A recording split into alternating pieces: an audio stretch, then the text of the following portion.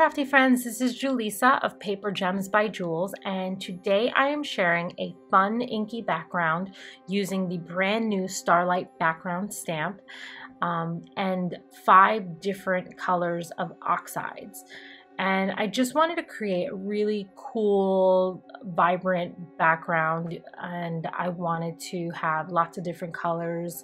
So I started to Google some color combinations, and I found this combo. And it's a really interesting combo because you would never think to add yellow in here, but it actually works. And you'll see it how it's like super duper subtle in the background as you continue to layer the colors.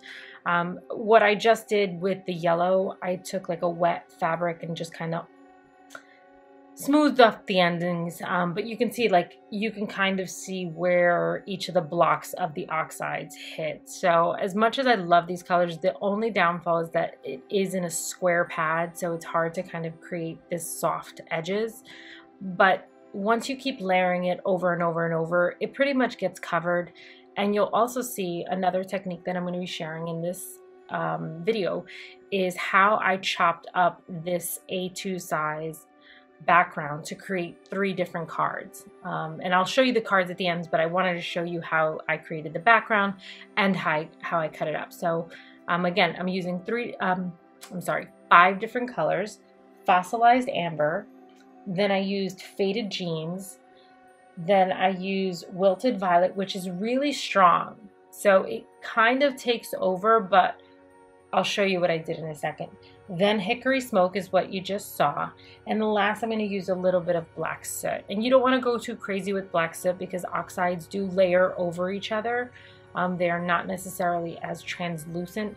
So you just don't want to go too crazy because then you'll just have a black background. But you can already see, just using these 5 colors, that it gives you this really cool space look. And even the parts that aren't fully stamped, it just kind of looks where stars are. So it's such a cool mix of colors.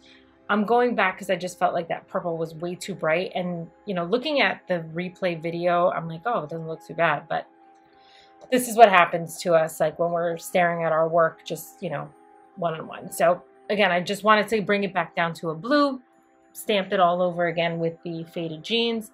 And now I'm just going to bring back more of the purple because I really, really, really love that purple. It's so vibrant. It looks really, really cool. So I'm just going to push that on there. And that's pretty much it. I love it. So I'm just going to clean it up here, and then I am going to chop it up. After I'm done demonstrating, you'll see an actual picture that you can do a screenshot of how the measurements of what I cut. I did use the scallop and stitched square dies by Unity, so just keep that in mind. I will put a measurement for them in the notes and also in my blog, just in case you don't have them. But you can see you can create 2 squares from this side piece, and we'll go from there. All right, so thanks so much for watching. I won't chat too much more. I'll let you figure out the rest, but if you have any questions, feel free to post them in the comments.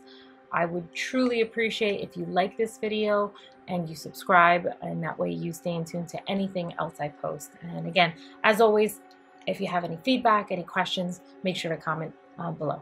Thanks so much for watching.